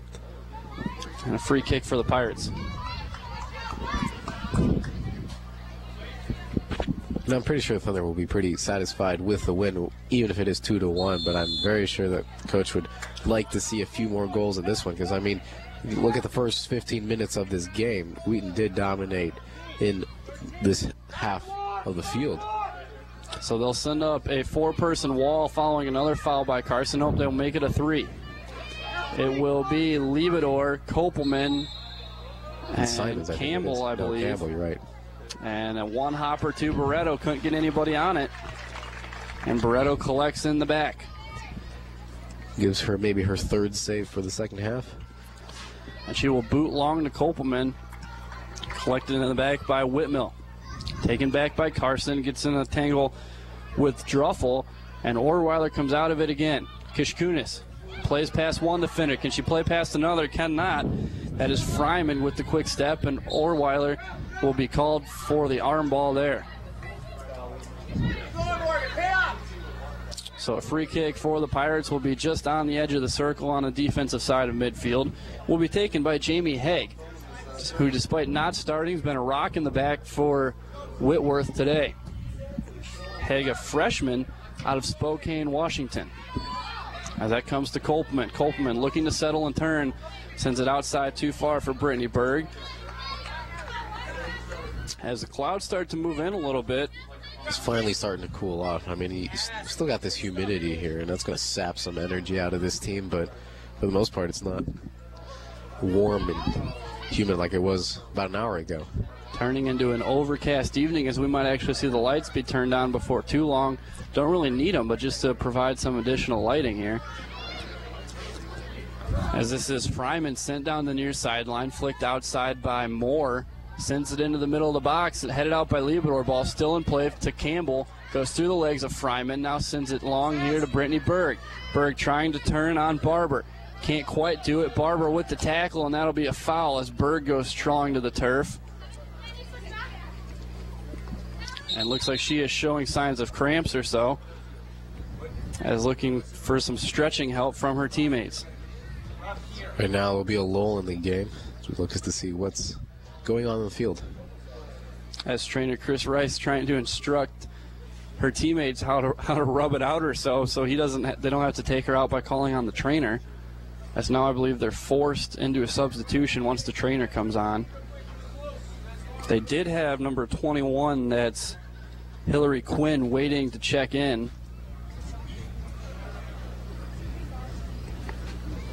As we will have an injury timeout here at Joe Bean Stadium with 15:52 remaining in this one. As the waters will be distributed out throughout the team, giving them a break in these last 15 minutes, 16 minutes of this second half. You'd like to hope it's just a cramp in the calf or so, as with this much humidity, it's very easy to cramp up. As I think we're seeing from the way trainer Chris Rice is stretching that leg out, really trying to loosen the back of the leg a little bit. You'd have to assume that's a cramp, as it didn't look like anything went down awkwardly or anything. Yeah, you're right. However, sometimes most routine plays, something happens that you just don't quite see. Yeah, sometimes those can be like the most painful kinds of injuries. I mean, you're running down the field, and all of a sudden your leg just sort of gives way, and you got this huge knot in your calf. It'd be very detrimental, to say the least. So Whitworth will try to regroup a little bit. They have been somewhat under siege here in the second half, as it's been all Thunder throughout the second half. They've been surging forward with the ball, counterattacking with a lot of success, getting some very nice shots, as they had 8 shots at the end of the first half with 2 of them on goal. Right now they have 22 shots. 22 shots with in 8 total of them on goal. So wow. 14 shots in the second half, 6 on goal. For Whitworth, they went into the half with 7 shots, 4 on goal. They now have 10 shots, 5 on goal. A score of 2-1 right now as we look at the stats. 1 assist for the Thunder, none for Whitworth. As we mentioned, 22-10, the Thunder out shooting the Pirates, each team with a penalty goal. And 4 saves for Barreto, 6 for Bergstrom for the Pirates. No cards have been issued. The Thunder with 7 fouls called against them, the Pirates with 9. Pirates called offside once. They have 1 corner kick. The Thunder have been kicking out of the corner 8 times today.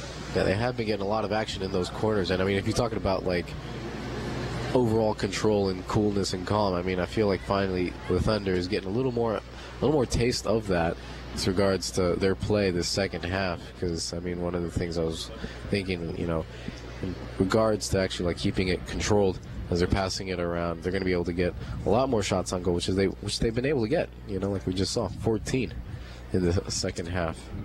So you're starting to see the maturity and the composure from this Wheaton team really imposing their will, as Berg kicks out the shin guards, and she's going to be helped off the field by Chris Rice and head coach Pete Felsky. You got the crowd cheering her on for a well-played game. As just by the action there, it almost looks like her day might be done. As the shin guards popped out, she will be carried off the field. Hopefully not for too long. I mean, what is it, Saturday at 4:30? We've got a game coming on against Dubuque, isn't that right? As you really do hope for the best for her. She has been a mainstay since coming on as a freshman. On for the Thunder will be Hillary Quinn. On for the Pirates will be Annie Mosley. Both saw action in the first half. So Quinn will go up top. Looks like almost an attacking midfield right now for the Thunder. The Thunder ranked number 13 in the first poll to be released this season by D3 Soccer. Actually ranked number 13 in the season-ending poll last year, which has carried over to this year. I'm wondering how hard is it to like actually like come up in the rank? I mean, could they potentially come out as first at the end of the season? What do you think? This is a team that's had plenty of success. They've spent a number of weeks in the number 1 spot along back-to-back championship seasons a few years ago. So you'd like to think that there's still a few of them remaining that have a national championship and a national runner-up title experience on this team. You think of the senior class has both of those. However, it's going to be a maturation process, as you have some young players working in. You have some players that have changed positions from last year. And while the transition has seemed smooth this year, you'd like to say that there's a lot of room to grow here as well, as the throw-in comes from Kishkunis to Hillary Quinn, trying to move past the defender, leaves it back again for Kishkunis. Works past her defender, and that'll be loose in the middle of the field, picked up by number 4, Devin Whitmill for the Pirates. Moves it ahead to Abby Mosley, and it's taken away by Val Lilly. Lily's played some pretty impressive minutes off the bench for head coach Pete Felsky today. I feel like I could hear the crowd bemoaning the situation over there a little bit, because I'm like we've seen before. There's been a lot of jersey yanking and some more physical game, and looks like that was going on over there on the sideline, and didn't see a call on that one. As that ball will head towards a throw-in on the far side of the field. 13:45 to go. Score of 2-1. 2 of those goals from penalty kicks on either side. And cleared out in the back by Kish Kunis, who has been all over the field for the Thunder. And Val Lilly has really stated a case for a starting spot today. She's been very impressive off the bench. We've seen some nice bench performance and some good minutes coming from Pete Felski's substitutions today. You're right. I mean, he's switched out a lot of freshmen, gave them some starting time too as well. But even throughout the whole game, he's just kind of cycling them out and giving them some fresh time. And I feel like it's really helped his team, giving them an overall skill. Kristen Clark has been on the field the whole second half since being a first-half substitution. She's been impressive playing the defensive midfield spot today. Lily takes control of that ball again on the far side. She has been all over the place, playing great 1-2 balls with a number of combinations. As here's Orweiler getting a step. This is a 2-on-3 for the Thunder. She's going to have the freshman Quinn coming back in support. Quinn puts a stop on the ball, moves towards the center, tries to find Kolpeman. And too hard, goes across the face of Kolpeman, and that will be out for a goal kick. I think I've seen her done that like 2 or 3 times right now, where she's just been a little too antsy with that shot on goal. Because she's been a little too far out, but she still took it anyways. And I think she's gotten some good playing time this game as well. As the lights have been flicked on here at Joe Bean Stadium, the cloud cover becoming just a little bit too dense, starting to get dark here. This is Laura Karsten working along the far side against Devin Whitmill. Whitmill wins that one and is cleared out by Mackenzie Groh, and the ball still loose on the defensive side of midfield for the Pirates. So now it's moved across to Corey Druffel. Taken away by Campbell, looking for Kolpeman, and she might not get there, will not. Just a little bit too heavy of a ball from the freshman Megan Campbell. And we talked in the pregame about the freshmen going to have to step up for Coach Felski. Megan Campbell and Amanda Brait have done just that today. They've been very impressive in the back. You are right. I mean, I feel like that's very key for defenses to have a very solid sweeper, and I feel like Brait has been done a great job at that so far.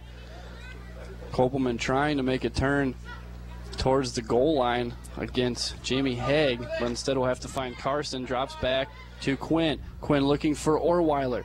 Headed out by the Pirates, and it'll be Berenson who puts a right foot to that one. Berenson gets it to Davin. Davin finds Druffel, and now they continue to send the run looking for Allie Smith or Fryman. Neither can get there, and it's headed on by Druffel to Fryman. Top of the box, left side, going into the middle of the box, and that will not get there. Abby Mosley, she'll get there before the end line, though. Push the ball back a little bit. Finds Matala. And the ball's loose in the box. Liebedor heads it out, finds Allie Smith, gets a right foot to it, and that'll be sent over the divider onto the football field on the other side. Entering for the Pirates. Sub for the Pirates, it'll be Sonia Davins. Excuse me, Davin was not even in the game. My apologies for that. Fryman coming off for the Pirates with 10.5 to play. And a score still of 2-1 with the Thunder in the lead since the last penalty kick that they were able to get. And it'll be Brait to take the free kick for the Thunder. Finds Kolpeman in stride, looking to flick on. I don't think Carson's going to get there in time, and Haig's going to push it all the way back to the keeper, Bergstrom. Carson continues to try to run onto the ball, just a little bit slow, as Lilly gets ahead there, trying to find Carson again. They're going to put up the offsides flag as Carson, well, not quite back when that header was played. Flag goes up, first offsides call against the Thunder. I think within these last 10 minutes, I think it'd be very easy to allow a certain amount of lethargy on the Wheaton side, and I think it'd be very, because they're only up by 1, and all it takes is 1 goal to tie this out and sort of end it and kill the energy that Wheaton came out at the beginning of the second half. So I think these last 9.5 minutes are very crucial for the Wheaton. They need to keep their game up and keep the intensity up for them to at least win this game with a one lead. As we talked about jersey pulling, Orweiler almost had hers yanked out of her shorts there. As an obvious pull there, they played the advantage, so no foul was called. Probably fortunate that might have been a yellow. It looked pretty intentional, but instead they play the advantage, and it results eventually in a throw-in for the Thunder, which is taken down the far side looking for Kolpeman. Taken back by the Pirates, lands on the feet of Berenson. Outside to Mosley. Taken down by Lilly, plays back to Berenson, and Liebedor puts a stop to the attack.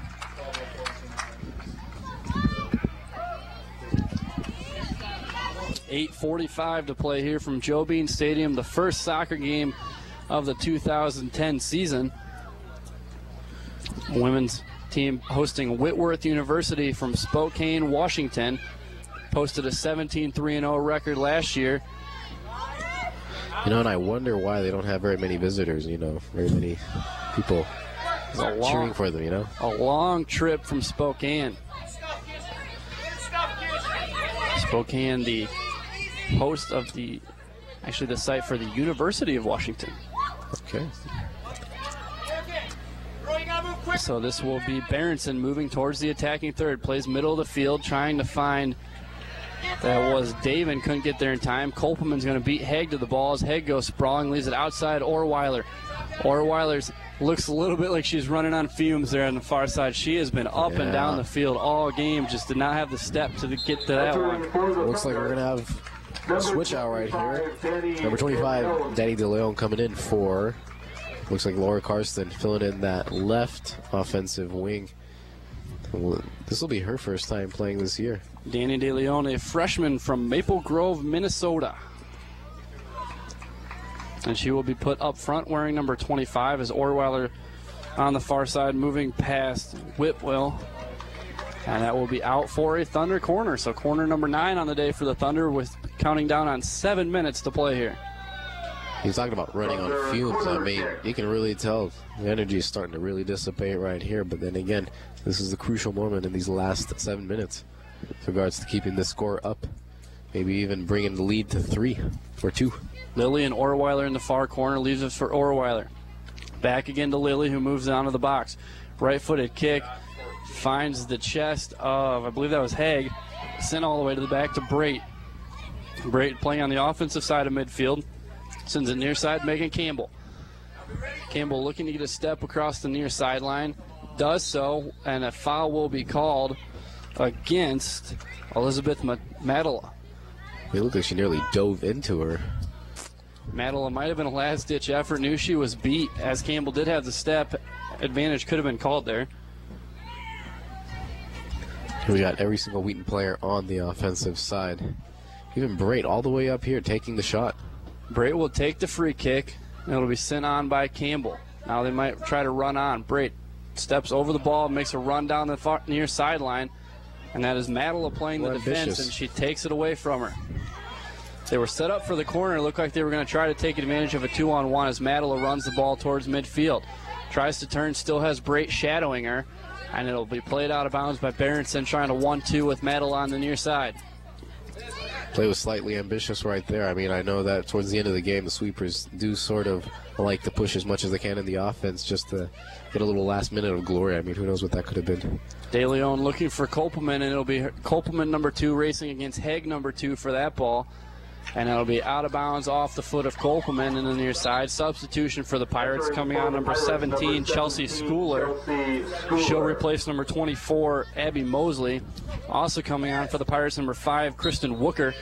Wooker will replace Madela. 5 minutes to go here from Joe Bean Stadium. For the Pirates, number 5, Kristen Wooker. As Wooker has it taken away by Kishkunis into the box. Headed on by DeLeon near post and collected by Bergstrom. It's not a bad play for your first game. You talk about a good header off a good cross. As Kristen Clark with a solid header sends that over off the press box here, which we stand on the upper level of. As Kishkunis gets a step past Schooler, tries to flick on Kolpeman. DeLeon running down the middle of the field trying to get to that ball. Bergstrom plays it. Kolpeman collects a little bit too hard of a touch, and it's taken away again by Barber. There's a little something I noticed like throughout the whole game. I mean, when you talk about passing it, you know, and receiving it with too hard of a touch, it's really easy to lose control of that. And I feel like I'm doing that a little too much. And so Key is coming in and learning how to take that ball softly so you can control it even better. Schooler trying to turn with the left foot, cleared out by Amanda Brait. Looking for DeLeon in the middle of the field, brought down by Berenson, and Kristen Clark will get a foot to it. And now it is Kishkunis. Kishkunis depossessed by David, but Kristen Clark gets to it first. Clark now racing down the near sideline. Right foot past the back of Kolpeman. Looking for DeLeon, who's got the fresh legs in the middle of the field.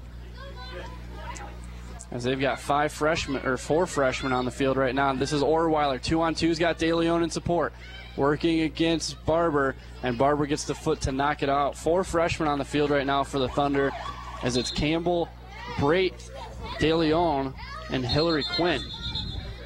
Ian Turner coming on, Jennifer Lee coming on, replacing Kishkunis. No, Kishkunis will stay on the field. It'll be Kopelman coming off, as well as Kishkunis. We've got almost 3 minutes left to go in the second half. This game here at Jovian Stadium, with a score of 2-1, with the Thunder in the lead. Had a substitution for the Pirates as well, as coming off with Schooler, who just checked in. Looks like they'll go short corner again with Turner and Orweiler over there. Nope, Orweiler's going to take the deep corner, looking in the middle. And the ball is loose, cleared out towards the near side. Ball still in the box for the Pirates. Jennifer Lee looking to get a foot to it. That'll be out across the end line for a goal kick, as we are just a few seconds away from 3 minutes remaining and what could be a frantic finish, as the Pirates look to put something in the back of the net and salvage a tie out of this one. This is Groh with the headers, trying to bring it down as Berenson, and Kristen Clark will push it back towards the Thunder goal. This will be out for a Thunder throw, as they're going to try to keep the pressure on, keep the ball in their offensive third of the field, maybe even put up an insurance goal. Ian Turner's touch sails under the Wheaton bench. So Whitworth throw-in coming from Molly Moore. Goes over the head of Campbell. However, Liebedor is there to take it away from Allie Smith, and she will play it out of bounds into the Whitworth dugout on the near side. Throw in by Moore, as we had 2 balls on the field for a second, going into the box. Looked like a handball right there. And we're going to have a handball, and the Thunder are going to dodge a bullet here. Kristen Clark was at the edge of the box. Oh, man. So a dangerous free kick going to be coming. This is right on the line. That ball is on the line at the top of the box, left side, and it'll be a thick wall for the Thunder. They're going to put 5 now. Nope, just 5 of them, as Barreto settles the line here. It'll be Quinn, Turner, Lilly, Clark, and Liebedor. It'll be Jamie Haig to take the free kick. 1:40 to go in this one. The Pirates trying to get a late equalizer into the wall. Again by Haig. And that is out of bounds, as Caitlin Liebedor had the block in the wall. It looks like we're having a little bit of debate about, because that ball actually hit her in the elbow. So the debate is around whether that was a handball or not. So Brait to take the free kick. 1:15 to go in this one. Sends it towards the midfield line. Ginley over to try to get a header. It's headed forward by Barber. Kristen Clark settles, has it taken away by Davin. Davin working towards the top of the box and sends that shot wide, as she had room to keep moving. Might have panicked a little, went with the right foot, hit a little bit too early. Minute left, 55 seconds left to go with a score of 2-1. And in these moments, the defensive side there's a tendency to get a little panicky with the last one, so we'll see how this ends. As this is a situation where defensively just get the ball out and reset as often as you can, as this will help quite a bit. The ball moving all the way back into the back for the Pirates. Bergstrom's going to have to hurry, 35 seconds left. Sends it forward. Val Lilly's going to keep the ball down here, and that will be out for a goal kick. So they're going to have to get the ball down the field and into the net in 20 seconds. I'm not sure they're going to have the time to do it. 20 off the clock now. As before she kicks it, now it's 15. And I don't think they're going to have the time. Lilly's going to get ahead to it.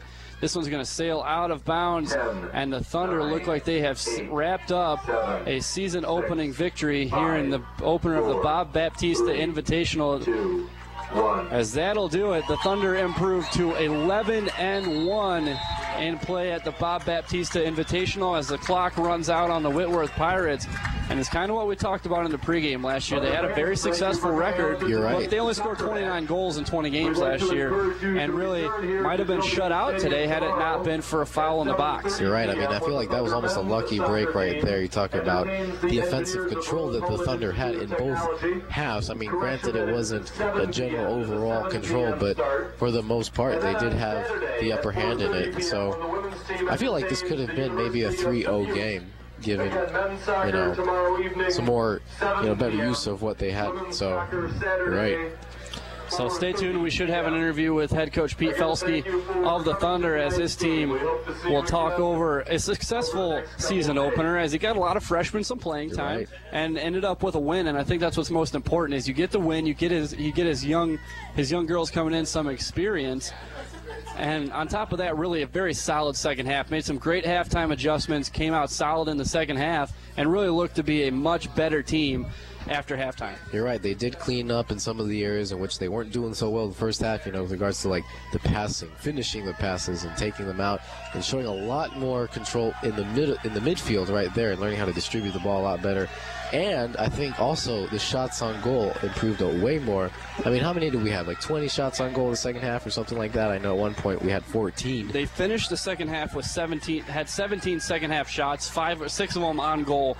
So very successful offensively in the second half. Put a lot of pressure on a Whitworth defense that was solid for most of the game but did crumble down the stretch. Yeah, you're right. And I think, for the last 5 minutes of the game, they were able to keep up their intensity despite them being really tired. I mean, you're right. There were a couple of times. I mean, we saw Berg cramp up with that one point, and then also a lot of hands on knees, really running on the fumes. But I think they finished pretty well, considering this is their first game. They're already going to be very nervous at the beginning, and so I feel like